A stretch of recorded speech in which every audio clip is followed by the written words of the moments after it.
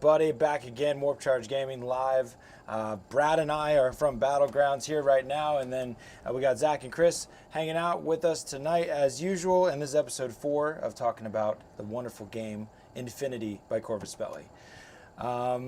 Yeah, there's an exciting couple weeks have gone by. Particularly, the big news on the block is just a few days ago. I mean, we got Wave 2 with some sectorials and different armies that hadn't been in the game yet in N4. And then we got the Season 12 pack all at the same time, the new ITS Season 12, 12 years of the ITS.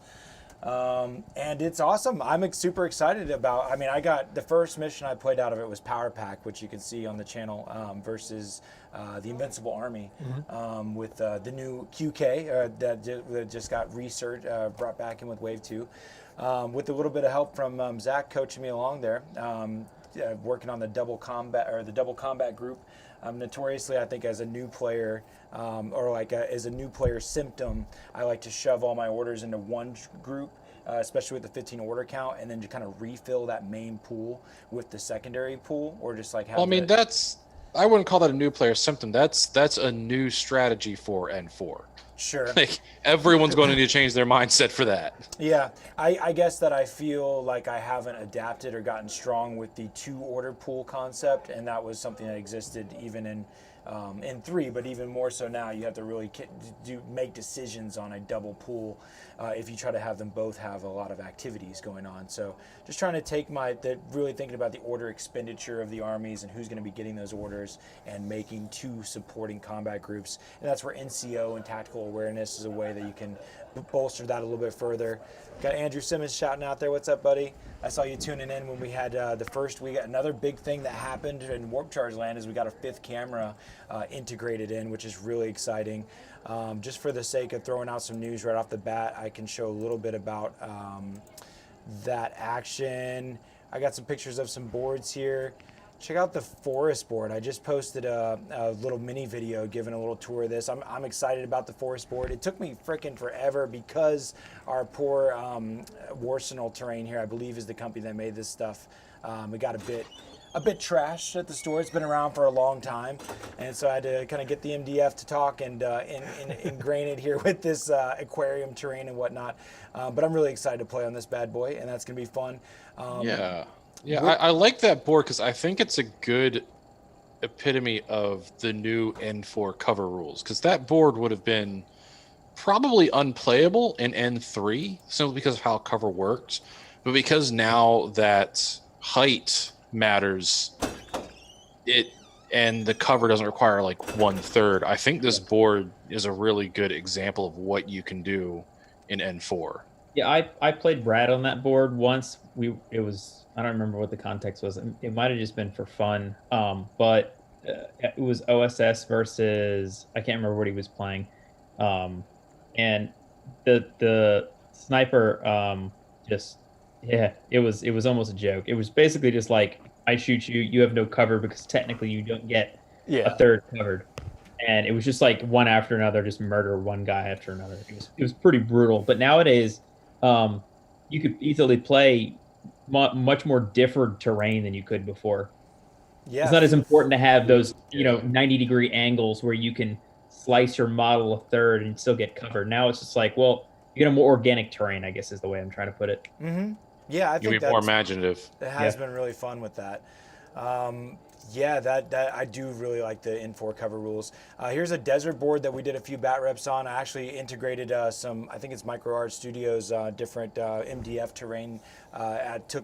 We played a hidden facilities match that was out of the casual game PDF for the Betrayal packet. Some people were interested in it. It's actually, if you just go to the Infinity page, you can go to the download section and go to the casual game packet for. And it was a really fun. That was a fun mission, yeah. Yeah, it's a really fun mission.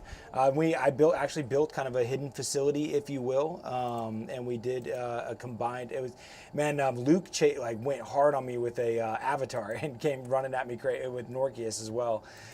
Here's a look at the inside. Just a fun time playing with the Game Mat EU Warzone or Kim Zone walls there.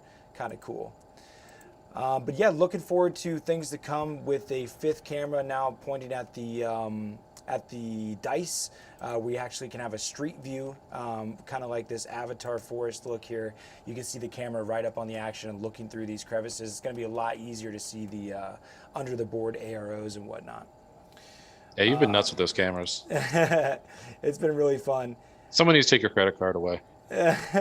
The just for hilariousness and because I'm sitting here playing in the pictures, I'm putting up a lazy Susan on the screen right now because the thing I can't get out of my head that I want people to come to Battlegrounds and walk up to the infinity tables we built, like the forest board and whatnot, and for it to be rotating with with maybe some chanting going on, a light facing down, a little bit of smoke effects. But I also thought it'd be hilarious that when we do the intros that we could rotate the board around in a circle. That'd be awesome, right? So I can't stop thinking about that, and it's actually not that much. Thank you for your support on Patreon. I'm going to use some of those dollars to lazy Susan our board here at Battlegrounds, and it's going to be badass. But yeah, so that's some of the good times. Let's talk about some of the ITS Season 12 stuff or Wave 2 stuff, whatever you guys are wanting to jump into first.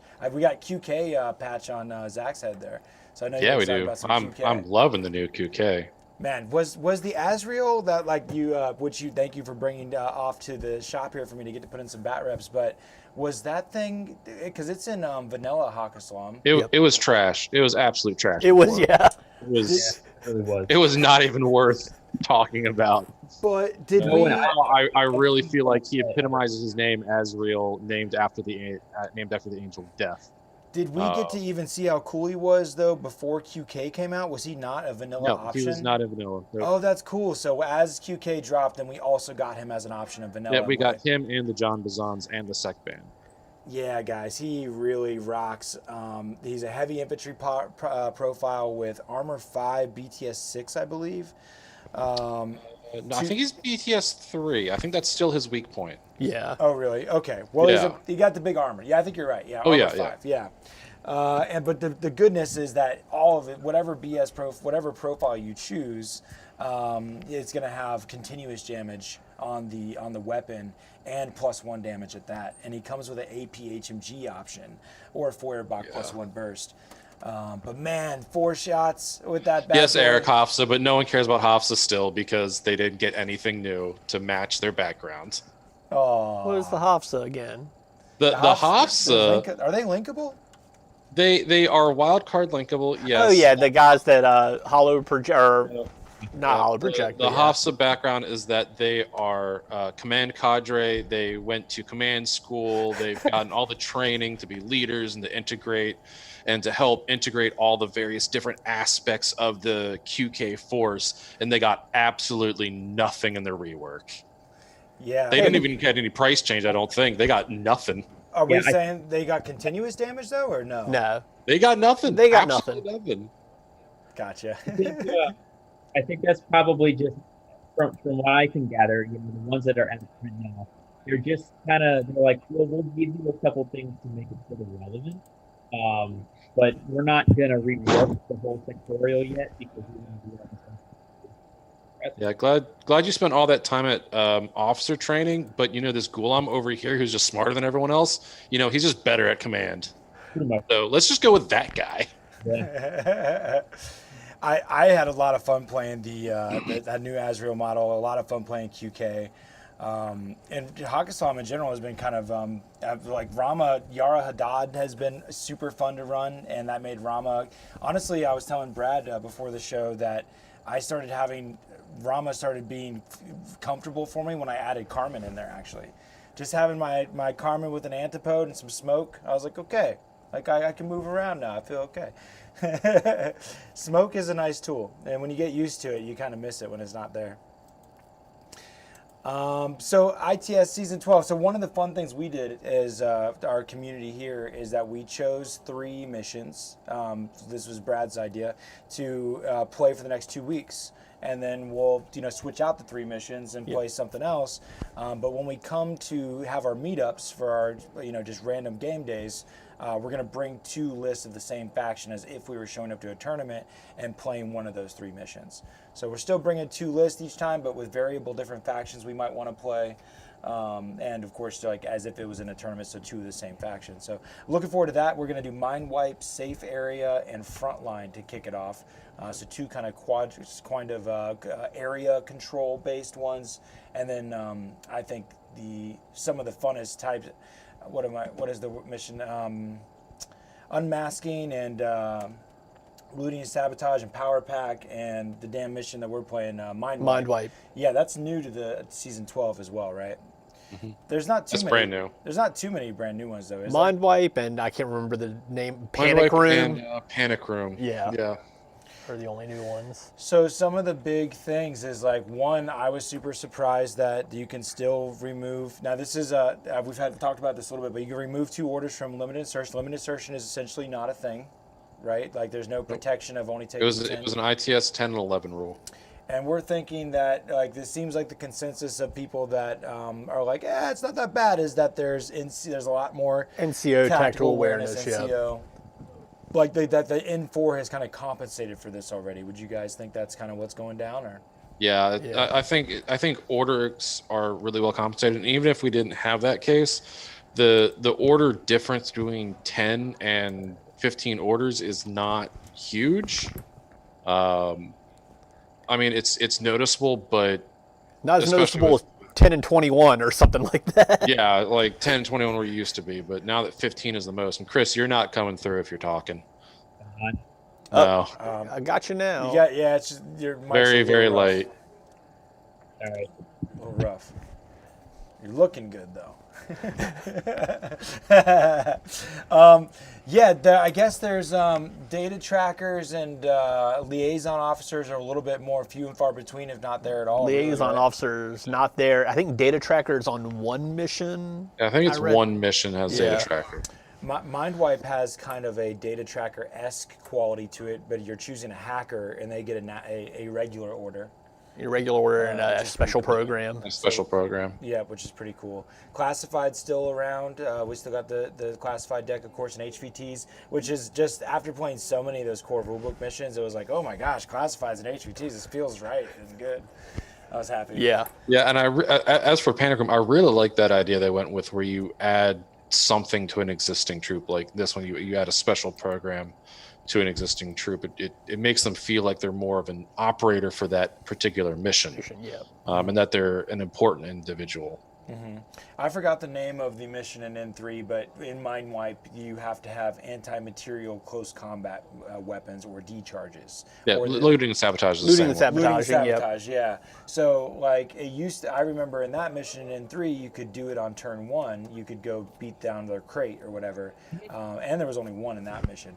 But I like how there's you can't go and use the anti-material CC on their crate or their server until turn 2. Yeah, and looting and sabotaging is the odd one out, because there was another one before that where it was very similar, where you had to wait until turn 2. But in that one, you could shoot it with anti-material. So yeah, that was not a great mission. I don't remember what that mission was. But Yeah. Yeah. Yeah, I'm glad that there's still crazy missions like Biotech Void. Personally, I love those. Like, as far as where it seems really hard, I love sprinkled into the mix. Like, even in a three round event, if there's like 2 missions that are pretty generic or normal, and one that's like wildly crazy or wildly different than the rest and requires a particular list. Like, I'm okay. I like that blend, and I think Biotech Vor is not a non-competitive mission. It just takes attention to detail on how you're going to accomplish the mission. Yep. You know. Biotech 4 affects different armies differently, which is the only issue I have with it. Yeah. If you're a vanilla army, you're going to have a hard time. If you're not a vanilla army and you're heavily fire teamed, you're going to have an easier time. Such as if you have Animatarchos or Triads, it'll be even easier to get through. But Biotech 4 has a problem of just not being equal to all the armies. Well, don't we kind of find that though, like with like quadrant control or just like area control missions, like the impersonators kick ass at it. Like Hakaslam is like we do. So let's talk about one of the things Brad found about how Yara Haddad has strategic deployment inside of the Assassins, yeah. Which I had never known that how strategic deployment can actually give that benefit to the fire team. That's sexy. That's the point. and the fact that I was like, I love Yara Hadad, and I was running it in Rama, but Brad's like, oh, I really love Yara Hadad because I get strategic deployment. She's on really top good of it. vanilla. I didn't pay attention to her until I played her one game, and then I looked at her profile, and I'm like, oh man, the strategic deployment. With that plus Fidesz and Al Jabel, like that's so much like up in your grill if you want to be up in your grill, or just problems or things. Well, in a quadrant control mission, it's just like, hey, I got a core link. You're there, right in a quadrant, and I don't even have to move it now. Like, yeah. I mean, my quadrant control up in Baltimore Brawl when I took Assassins was 3 Fidesz, 2 Farzans, and who the fuck else cares what else is there, because you already have 3 Fidesz in a quadrant. Have fun with that. It's in your quadrant. Yeah, so if you, as a war corps that's like designing an event, if you knew that, that the Hakaslam is going to do particularly well, or maybe like these other biotech vors, some factions are going to do particularly well, there's a balancing act, I think, to picking the right missions that may favor one faction, but maybe not in the other mission or whatever, maybe, yeah? Yeah, but then you have you're looking at one oddball out, because Shazvasi can't really do that, because they're paying a hefty amount for their impersonators, who are just as easy to figure out. So Shazvasi, I wouldn't say really have that much of the same benefit that Assassins do, and especially now where we're limited to 15 units. If those Fidesz go down, then they're done. And now there's a lot more items out there that are giving bonuses to discover. There's more biotech or biometric advisors. Advisors, so I don't think it's as much of an issue as biotech force simply screwing vanilla, because fair. there's a lot of vanilla. Yeah, there's no link teams. Yeah, that's fair.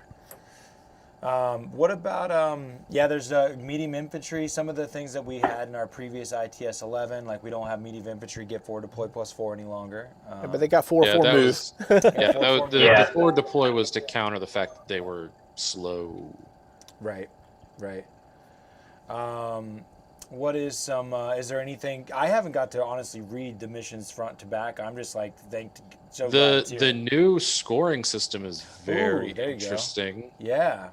I like it a lot. I actually love it. I don't know. I like it, but then I don't like it, but then I do like it. I need to see it in action. I need to see how it works in some tournaments to see, okay, maybe this does work. But I really like how they're trying to incentivize playing the mission, and even if you're losing, still play the mission. Don't give up. Yeah. Yeah, I think that's great. I'm hoping we're going to start seeing less and less end of game scoring, because a lot of these missions are kind of like you can be neck and neck the whole mission, but then one dude dies and suddenly it's a huge swing your way. I do not like missions like that. I feel round to round scoring is a better metric of playing, of knowing if a player is good or not, simply because round to round they have to be on top of their game, as opposed to waiting until the end and just blitzing forward. And it's a lot of the time it's like you could be doing real good the first 2 rounds, and just get a couple bad rolls and lose the guys holding quadrants, or lose the guys that were going to do something important, and you're done. Like you have no more specialists now. Yeah. I played what's the one where you have to control I think it was a custom mission where you had to control a communication satellite at the end. Basically, I had the game, I think 6-1 in my favor. All he did was just drop the trooper down next to the beacon, walk in, and it flipped to 5-4, something like that. I'm like, well, that's cool. You have barely anything left, but you dropped the trooper down and survived the shot and got it. Yeah, and that's where sometimes those control missions too, whether it's either a quadrant or just a touching something, versus a turn by turn, second can be really powerful, and sometimes just really advantageous on some missions more than other to get to be that second to act. Can really sway one mission's balance. Balance should be just as much going first or second is not one over the other is extremely valuable. You know. One of the missions I looked at that got changed, it was one of my favorite missions when it first came out, was Capture and Protect, where you had to activate like an antenna or something before you got the flag. Now it changed to just, okay, get the flag and get back. Now it's scored round by round. Yeah, that's cool. So it's like you got to get the flag turn one, hold it, Yeah. and you score by round. Do you know if you score additional points by round if you drag it back to your deployment zone? Yes. Oh, sweet. Yeah, like That's cool. Well, I think it's end of game. You get additional points if it's in your deployment. zone. yeah, it Okay, might be that's that, fair. but yeah, That's but it's cool. like you got to hold it. I think Yeah. it's like 2 points per turn. So that's awesome. yeah. Oh, that sounds like a lot of fun. It makes me want to play Capture and Protect. No, I fully support any mission that is round by round scoring. I like the intertwining, the hybrid of the in-game and round by round. Speaking results. of round by rounds, they got rid of transmission matrix in this season. That's sad. I like transmission. I know, that's one of my favorites. I don't think I even got to play that one, to be honest. Yeah. There's still several missions I never got to play. It's like you almost have to, every time as I was learning, especially in N3, I was always playing the same stuff we were going to be doing at tournaments just to try to get to perform in a tournament decently. So I was constantly playing the same missions. Hopefully Baltimore Brawl 2021. Come on. Yeah, I know. I want to go back. Yeah, me too. Events. You were also mentioning there was a few addendums to some of the classifieds, and Brad was pointed out that Predator, the one where you used to have to kill 2 guys in CC, apparently now you can coup de You can grace. coup de grace 'em. Yeah. So Oh, it's, what? Yeah, a little bit easier to come by. I thought you always could. No, you had to do it in Coup de close grace was a combat. Yeah. CC attack. No, you had to actually kill them in CC. Oh, Yeah. okay. Interesting. Yeah, so that was a cool little note. Well, don't use too much shock, or you won't have bodies to.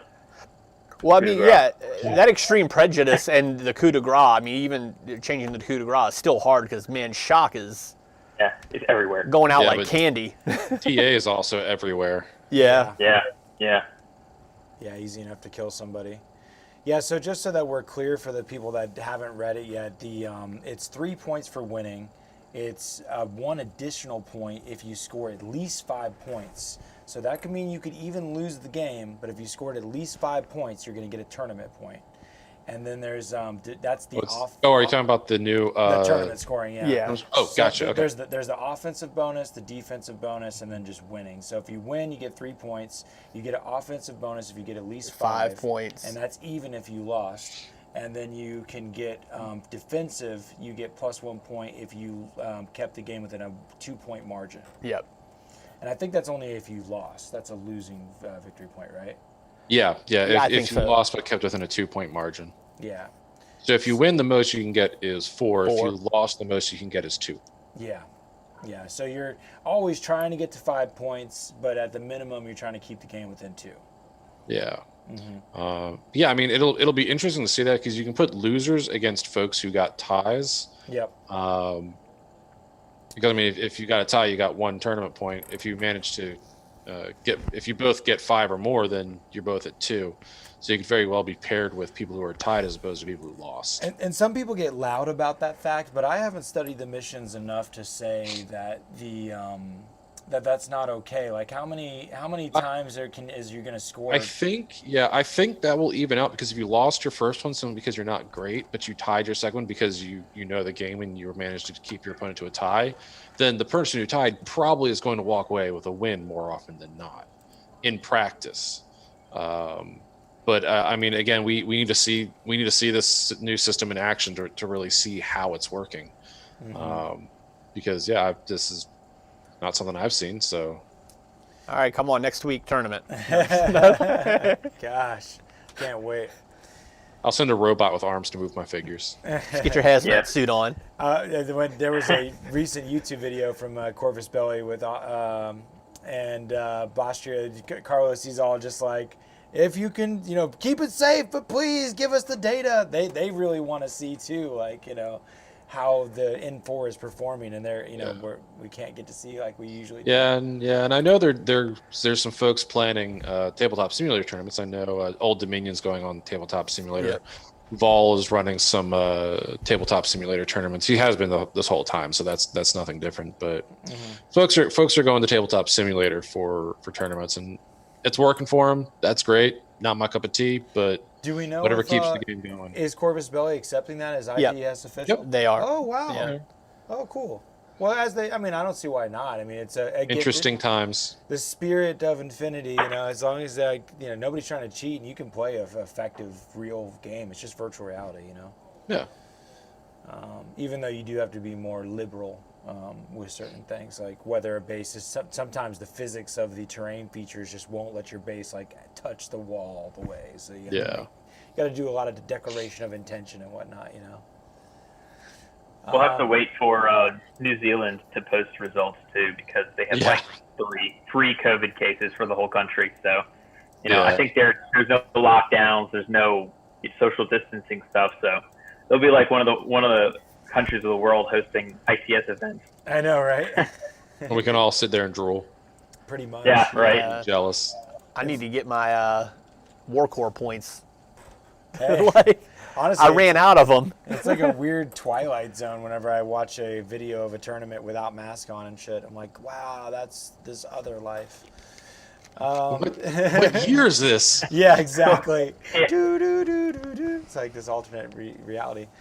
So over the past couple weeks, just as a random aside, I'd have notes of a couple of rules that I found to be interesting and have helped expand my mind. And particularly, and just to pair with this, we got asked a question on one of the Facebook posts we did for Warp Charge, just like, hey, this week it'd be great if you talked about great ways to support tags. With the 15 order count, people are more likely to bring tags, and with the regular order, the tactical awareness is really valuable. Gives you a little bit more orders to work with in a limited order pool. Oh, nice. Next weekend here in Auckland, we have a tag tournament. Oh, a tag tournament. Nice. I saw some people That's doing awesome. 400-point limited insertion. That sounds fun to me. Do you accept new citizens? Yeah. What's your green card policy? Right. I have an Infinity Army. Let's go. What are job prospects like? Actually, I'm working remote right now. That might work out. Hey, Yeah. I'm 100% remote. I can go where the hell I want to go. There you go. I'm a citizen of Pretty Auckland now. much, yeah. Bye. What's the cost of living in Auckland? Worthy reason to leave. I heard New Yeah. Zealand's wonderful to live in. Yeah, no kidding. I wouldn't mind it. Especially right now, so we could play some damn events, man. I can live with some hobbits and some elves, some dwarves. Well, relevant for the Auckland event where they're going to have a tag tournament. 15 days quarantine, you're good to go. All Oh, right. nice. Nice. Oh okay. man, there you go. What is good support for a tag? And then conversely, some of the rules I'd like to talk about that I'm excited about is I've been learning more about EM ammunition, or I guess electromagnetic ammunition maybe. But the effects of EM and how typically it'll isolate its target, but if it's a heavy infantry or tag, then it'll also immobilize it. It'll immobilize B state. And one of the rules that Chris, you pointed out to me on the WGC Infinity Facebook page, I was in question of if you are affected as a heavy infantry or tag with EM ammunition and you're isolated and immobilized, do you take those two different reset results of -9 for isolated and -3 reset for immobilized and add them together? You think of states as debuffs and debuffs stack. Yeah. Yeah, we learned that they stack. Yep. Now, you guys made me feel less bad about it, where it was like, dang, that's really hard to get out of. But I guess in N3, you couldn't even get out of without an engineer. If you got immobilized, you're just immobilized. Now, in N3, we actually have a way to reset out of that. And it's just that if you're isolated plus immobilized, that's going to be a -9 reset, -12 reset. 12, yeah. Yeah. Maggie can do it on 2s. Which is on a willpower roll, Yeah. right? So so even high physique models isn't going to matter. It's about your willpower, and I guess Pano gets screwed in that department with willpower 12 pretty regularly there. Yeah. Even a lot of their tags have willpower 12, which Not getting Have out fun of with that. that. Yeah, and their Yeah. engineer You has need an willpower engineer. 12. we're also willpower 12. Yeah, jeez. I can never not play Hakasam. I've just gotten used to just We're base too rich for 14. school. Yeah. Yeah, so I mean, you can effectively totally shut down your enemy's large pieces, heavy infantry and tags, just using EM ammunition. And so that leads into the support that you need for your tag is a way to not be affected by the EM ammunition. Because you could be either hacked, you could be hacked that way, like right there's Oblivion. So I feel like the heavy infantry and tag game fundamentally changed. It got cheaper and it's easier to take them, but the issue is hackers can now be more prevalent in what they can do. You're not going to see, oh, that camera could be an assault hacker, or it could be a killer hacker, or it could be a normal guy. It's either going to be a hacker, a normal guy, or a killer hacker. So you're having to make sure that you're taking these big boys, but also that you have some InfoWar defense set up as well, which it seems like they very specifically spread out to specific units, such as the Evo being a dedicated hacker unit that really has a lot of buff and defensive aspects to it. But also, if you notice that a lot of tags now in sectorals can duo. So you can drag a killer hacker with you, because I think a lot of sectorals actually have some kind of killer hacker that can go with them, or a normal hacker that can go with them. Or like the Rafik bot is a repeater, and you can just drag a repeater around with you as well. Yeah. As another. Or since Lila is a wild card, Lila can just be dragged around by Maggie. But the tag, there's going to be more tags, there's going to be more heavy infantry. I think what we're going to see is we're going to see a lot more info war going on in the future to counteract this, where a lot of folks will usually ignore hacking, because when I ran Assassins, I just ignored the hacking game completely. Now I can't. I'm probably going to need to take a normal hacker Bereed as an answer to any heavy infantry link teams or tags that I will very probably see on the board. Yeah, just to ask for my own sake, if someone is hacking your tag with like Oblivion or whatever, and you have a killer hacker within zone of control of the tag, does that mean that you can killer hack like Trinity, the one that's doing the Oblivion to your? No, you have to be within range of the hacker, either be their repeater or them. Yeah, you yourself have to be within. And then, so let's say that you are within range. Is it then face to face, or are they normal hacking your tag? If they're hacking the tag, they're hacking the tag, and your killer hacker's getting a free shot. Yeah. Okay. Cool. Yeah, I just wanted. I thought that's how it was. I just want to confirm that fact. But then I thought it was interesting that, like, you killer hackers, like, if you decide that when you're building your list that you're having to, it's really paining you to slide that killer hacker in there because you want to take something else instead. An engineer effectively can solve all the problems of whatever you could have happen to your heavy infantry or tag. So it's like you could try to have an ARO presence or some sort of way to anti-hack with a killer hacker, or you could just be set up well with an engineer, and just fix that problem pretty easily that way too. Yes and no. Engineers would require orders to get to them and to fix. Whereas if you have a killer hacker, there's a repeater there, your killer hacker could go into the repeater range and try to killer hacker the other individual. Granted, they don't get through firewalls anymore, but Trinity is a hell of a program. Oh, so they do not get through firewalls anymore. Yeah. Nope, killer hackers don't have that bonus anymore. Yeah, I've not read all the rules, so I mean, or you just hunt down the enemy hackers. Okay. Yeah, no more But- plus 3. Yeah, I mean, I really think we're going to have a lot more info war in the game now. Yeah. Funny enough, we get less hackers, but we get more info war. And there's what's interesting about, we talk about hackers, but what came to my surprise lately is just like, I went against Nomads with the Corregidors, and he shot a Blitzen at me, and that's a long range weapon, like goes up to 32 inches. Blitz has been in the game for a while. Yeah, fantastic ARO piece whenever it's doing EM on a tag or and one thing I noticed is that EM ammunition is now more prevalent. Some folks have had their name pulsers changed to zappers, or they get Blitzens now as opposed to something else, or in addition to. There's a lot more EM mines too. Yeah, more EM mines. I was going to comment on one of the things that kind of put a stump on me was, I think it was one of the Norkius profiles actually, but EMCC weapons. And it actually, like, on the damage says, like, N plus EM.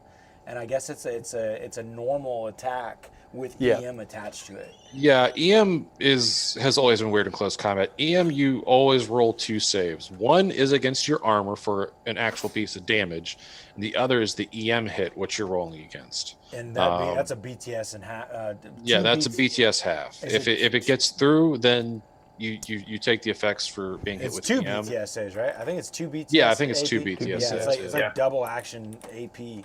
Yeah, it's- BTS. Was it season 10? I ran Bakunin, and I just did those Morlocks with EMCC weapons, and they worked. It's pretty Nice. badass. It's pretty bad. Yeah, So- I got hit in a tournament with Raul with his EM weapon. I'm like, wait, so hold on. EM doesn't usually do a wound, so how does this work? We had to get the tournament Yeah. organizer, and it's like, so how does EM work in close combat? Yeah, Both. it stumped me on a live stream, and somebody walked us through it, and I was like, okay, cool. I'm so glad the chat was helping me out through that one, because I just like, a head twist, how do I apply this? But yeah, EM has been pretty interesting to me, and just like really kind of studying the isolated situation and immobilize. 2 saves versus half BTS, 1 wound per fail, and isolate. Is that how it works? Yeah, that's what they. Yeah. Yeah. You Yeah. don't take the normal armor save. They sort of simplified it. Yeah. So you it's a weird DA thing. Yeah, it's just DA, Yeah. AP, BTS. Man, It's half BTS DA now Interesting. with an isolation. With also an isolation rule. Well, that's a Yeah, lot so nice. it's gonna do the Yeah. damage, and if you somehow it's don't nasty. die, it's gonna also isolate and immobilize. Yeah. Yeah, it changed in N3 or from N3. Yeah. Yeah. So that is vicious. It is vicious, yeah. So, Yeah. and if you look around, it's not like you got a ton of it. That's what I realized lately too. Is I got really surprised the other day in my youth inside the game. But somebody was doing they had a hacking plus upgrade. It was a jazz hacker inside the Nomads, I believe, and he had a hacking plus upgrade and was doing white noise through repeaters. And I was like, whoa, I was not expecting this. Like, the whole time I'm like, all right, that's the hacker. That hacker has white noise capability, but he's way over there. And Yeah, then I'm really sad Killer Hackers lost white noise. I used it quite often. and the hacking plus upgrade I is was rare. not happy. It's not. Yeah, it really is. White Yes. noise is hard to come by, It's and hard I don't to come like by. it. Because Lila was a great answer to MSV stuff in Hakazlam, and now she's just kind of like, well, I'm here, guys. What's up? That I don't help. Yeah. That Now plus, it's really just hacking device plus. I mean, yeah. and there's not that many hacking device plus people. No, they. Right. It feels a lot like N2 Paradiso, where you had hacking devices, Nomads and Aleph had hacking device pluses, and that's about it. You got a killer hacker here or there, but no one cares about them.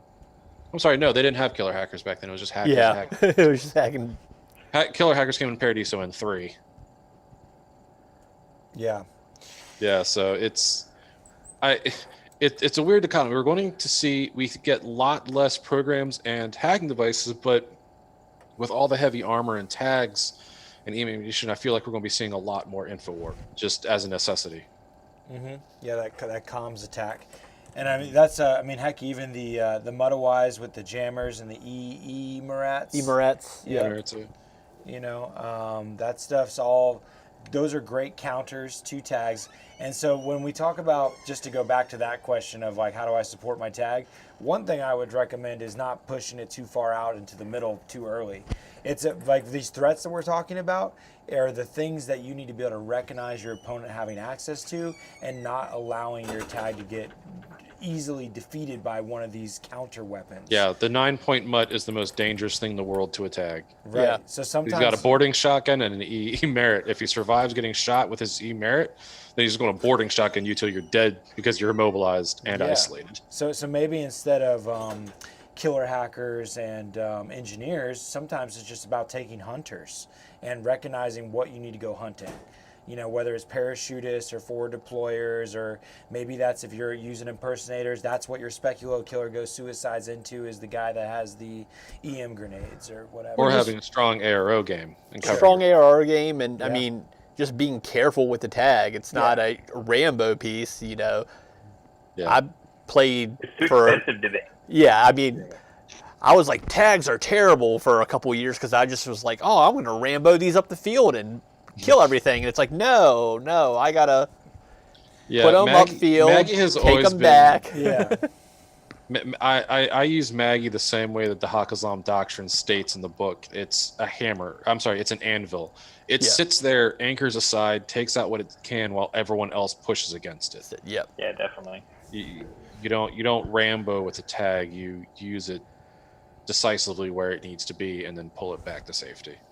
Yeah, I think you can get away with a little bit more Rambo with a Silhouette 6 tag just because they're generally a kind of just a beefy heavy infantry piece.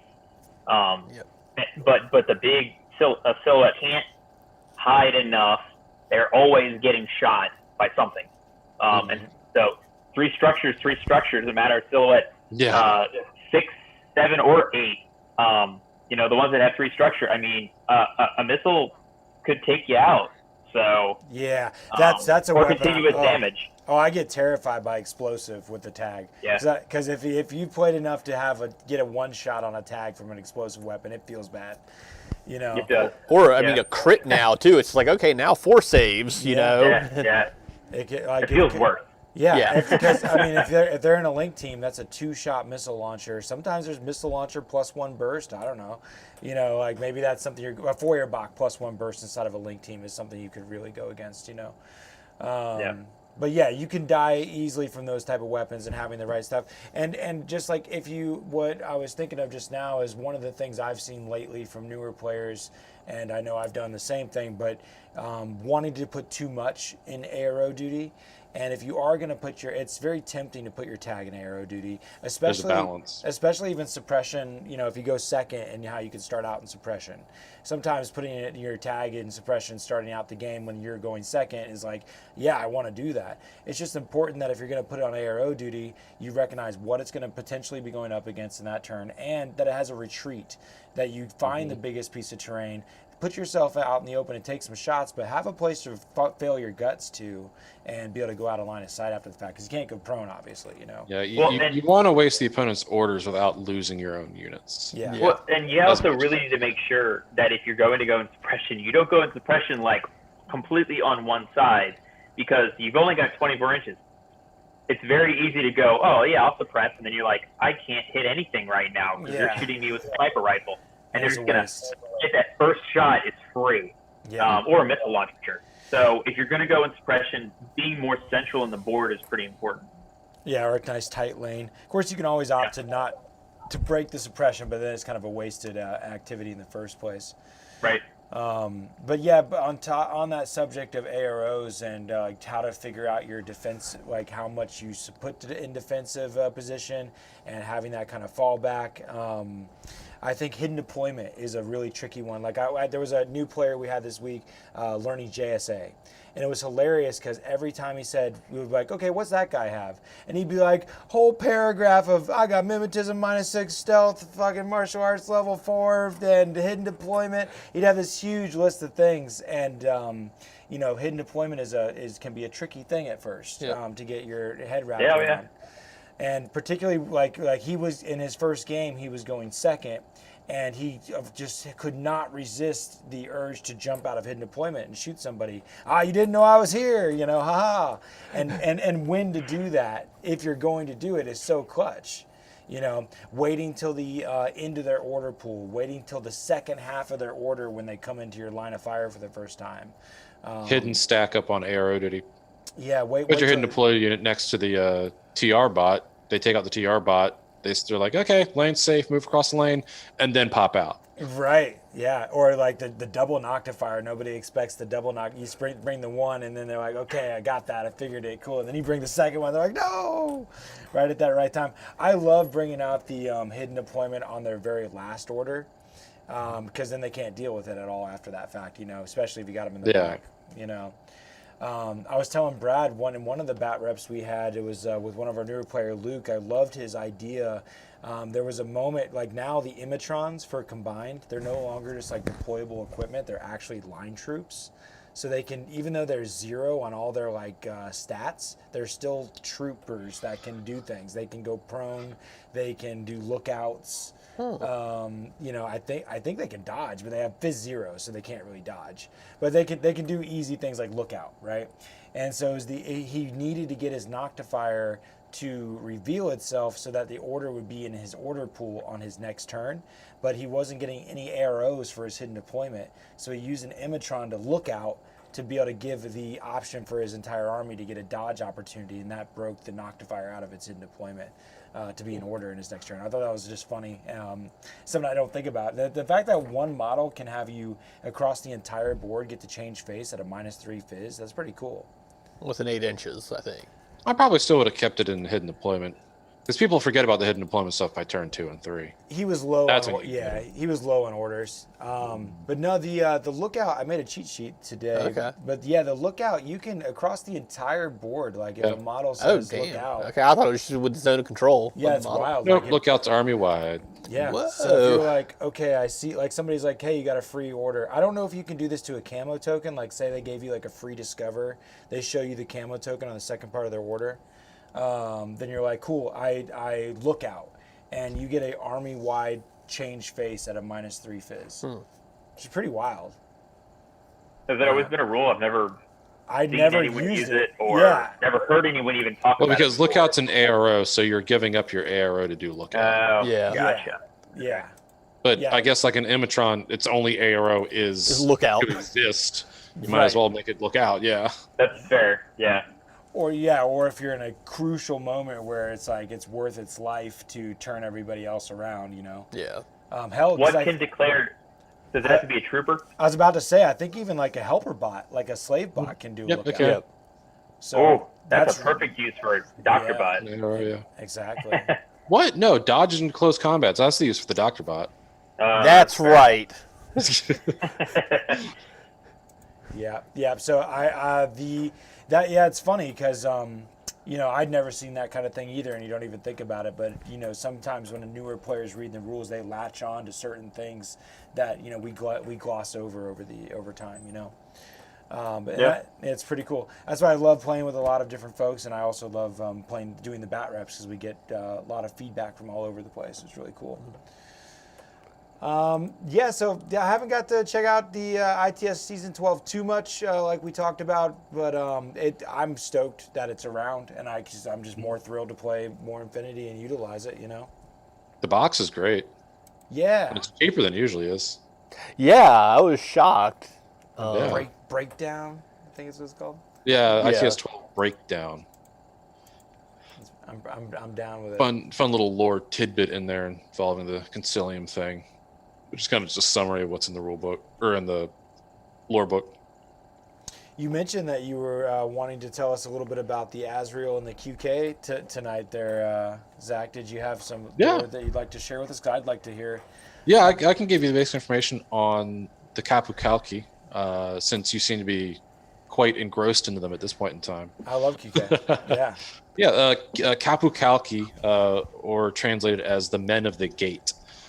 They are the defenders of the Silk from the beginning of its inception to its last delivery point. They are the largest military group in the human sphere. That's mostly due to the combined wealth they use to hire mercenaries, privateers, along with their own provided military from the Hashib, or the president of Hakazam. But Hakazam's two leaders are the Hashib, the president, and the Caliph. I'm sorry, not the Caliph. The Caliph, who is, I want to say, a board member. They're not elected per se, but they are usually the wealthiest person in the human sphere, and are often targeted for assassinations. There's a few fun stories in there involving meetings with the Caliph that is usually like they have to take you in a car, run you around a city for like 2 hours before actually taking you to his hidden complex where he's only going to be at for a week before he's moved again. Simply because he's so wealthy and so powerful, because he controls the Silk, he controls resurrection, the thing that makes resurrection possible. He controls it. And the QK controls the entire delivery process from beginning to end. It controls the transportation. It controls all the caravanseries and trade depots where it could possibly go through. They have outposts within the various nations of the human sphere. Where there is silk or where there is silk being used, you will find the Capucalci, or privateers under their employ, or they're privateers fighting other privateers who are under other people's employ. But the Capucalci defends most of the spaceways as a side tangent for that. Also involving in that, they are very good friends with Corregidor, because of course Corregidor being the shipbuilders and the ship breakers and the ship repair yards for most of the space area, they get along very well, which is why you see Aguaciles, Iguanas, and Mobile Brigada in the Capucalci, because they very closely work together and are very good friends. Yeah, I'm glad you mentioned that, because I do like that aspect of getting to play some of the Nomad fun. The Brigada guy is a lot like the Azrael in profile, but he has a lieutenant option, which is kind of the special part about him. Yeah. And the Azrael specifically, the Angels of Death, are the personal guards of the last caliph that was in power. Because when a caliph comes into power, he brings his own bodyguards, but the bodyguards in the last employ may not be trusted, but they're still very strong soldiers, very knowledgeable soldiers with a lot of experience. So they don't want to send them anywhere. They don't want to kick them out. Instead, they send them to the Azrael regiment, where they're given the larger armor and weaponry, and sent to the front lines to really make that impact that their weapons and armor can bring. Cool. Why do you think they got continuous damage? I have no earthly idea. The +1 damage makes sense because they do use higher caliber weaponry, but the continuous damage, I have no idea. Their bullets are on fire. I guess they're firing magnesium rounds or something. Leave gaping wounds, and I don't know. They deserved it. It's a beautiful thing. That is a fun profile to run. Honestly, I was struggling with QK. My first opinion was like, I don't know. I don't see anything. I'm not getting that wow factor. Yan-Yans are cool. But... Yeah. Another fun tidbit is Capucalci was a testing bed for most of the fire team rules that we have nowadays. Harris's were originally Odalisks. Wild cards were originally Hafsas. That's sort of where the ideas of wild cards and fire teams outside of core fire teams first came about, along with the idea of Silhouette 5 heavy infantry. The anathematic was kind of the first, but the anathematic wasn't silhouetted. It just existed as a larger being. But the anathematic and the Azrael were kind of really the first Silhouette 5 heavy infantry to come about. I really like that sec band as well. That doctor with Doctor +3, 360 visor, and NCO with wildcard capability. It's pretty nice. Those sec band are wild cards now? Woo. Yep, sec band are not wild cards, and they have NCO natively. Yeah, you can have up to 2 in a given core link. Yeah. So you take 2 and you spread them about in your different links. Well, no, you can have 2 up. You can have up to 2 in any link. Yeah. So you can have more than 2 sec band. It's just you can only have 2 in a link. They're very nice to interchange around to what you might want it to at a given time. Throw in a duo with the Azrael is really nice. The interesting thing too that I realized just as we're talking about this, I was studying the iguana and just tags, and how a lot of tags right now they have gizmo kits, but they're not necessarily engineers. And I was learning about how, how like a doctor, as long as it's healing somebody with a cube, it can spin a command point and re-roll that. Well, I knew that you could re-roll when you did an engineering roll, but that's only against a remote, something that has remote presence. Remote presence, yep. Yeah, I didn't realize that. So I was like, detail. And I'm hearing a lot of wrongness about the gizmo kits. The gizmo kit specifically is if the tag is hit with a gizmo kit from an engineer, that is the roll that they make for the gizmo kit to give them the wound back. Okay. That's not the fact that they can repair themselves on that roll. That's the roll they use if they're hit with a gizmo kit. Okay. I don't know if I'm following all the way. I'm sorry. But so they don't have an embedded gizmo kit? They do not have an embedded gizmo kit. That would be regen. If they had regen, it would be called regen. Gizmo kit, when you see gizmo kit equals 11, engineers with gizmo kits, if the engineer uses a gizmo kit Oh. on the tag, that is Oh. the roll it must make for the gizmo kit to repair a wound. It's not that they actually have one. No. Okay.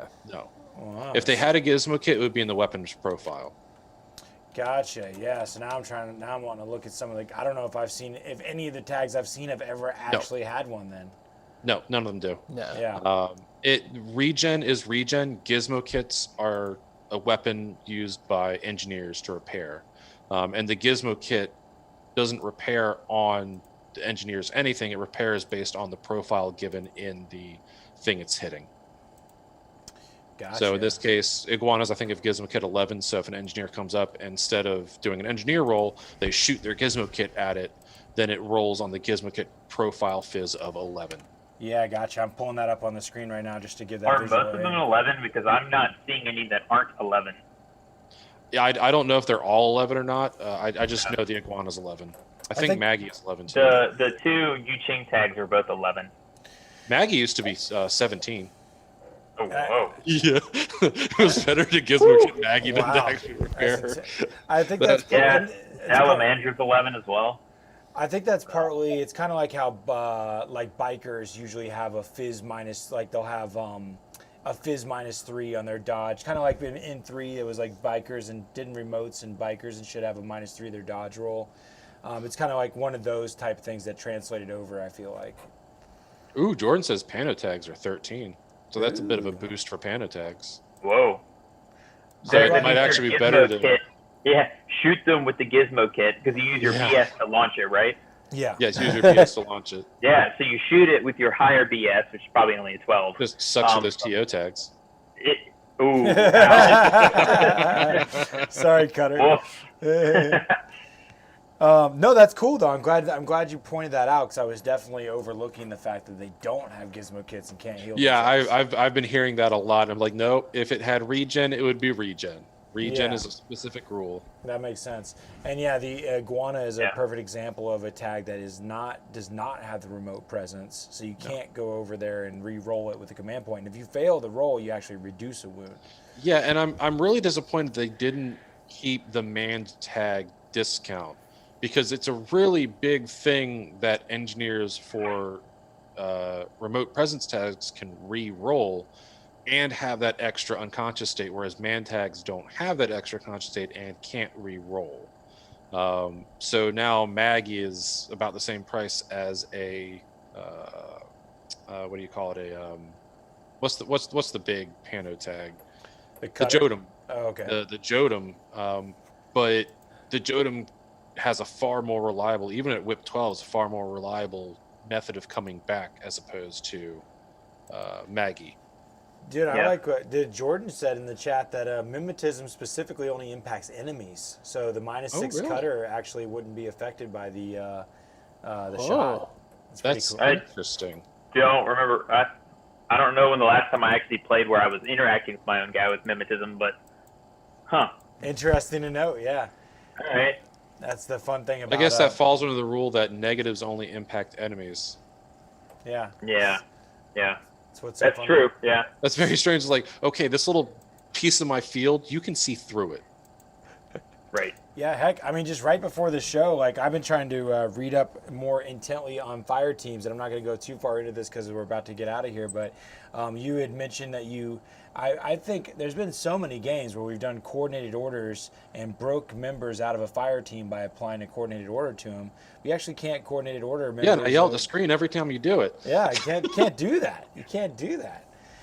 I'm getting better at not messing up, but the worst thing is missing. You and your profiles have a problem. That's what I was too. about to say. Missing the stats now is my next No, thing. the John Bazan's a BS12. He's not 13. Stop it. Like when you're moving fast, you're like 12, 13, whatever. But like, man, you're talking crits, not crits. It's crazy. Don't worry, guys. Like I'm gonna suck less as we keep going here. All in experience, all in time. Yep. Yeah. I'm excited about tomorrow. We're going to have some good reps to be showing. We're going to show that new forest board off, and we're going to be doing some mind wipe. The next just few missions in general over the next few weeks going to be safe area, frontline, and mind wipe. Yep. Yeah. So looking forward to that. I'm excited I got a vanilla combined list and some more QK and Rama in store, and I'm still excited to play more Cosmoflot, to be honest. Even though that's pretty direct on how I like to run them, I don't have very many variations to how I want to play Cosmophlatus. Insert Mirage 5, insert double Barapode William Wallace, you know. And then charge. But yeah, it's been a great hour of talking Infinity, the beautiful game that it is. We should probably mention, thank you for everybody that tuned in, but if you're watching this and you want to ask any questions for us to answer next week or just topics, then put it in the comments below and we'll be sure to talk about those things. Not next week, but the week after next is the bi-weekly show. So episode 4 has been fun, and episode 5 will be the Sunday after next. Bat reps to become between here and there. We'd love to hear about your favorite Infinity missions, and maybe you could help us pick our next missions coming after these 3 that we're about to play. List out your favorite 3. That'd be great. We could maybe do a little poll or something. But yeah, appreciate everybody. It's been awesome. Keep taking fun seriously. We'll catch you next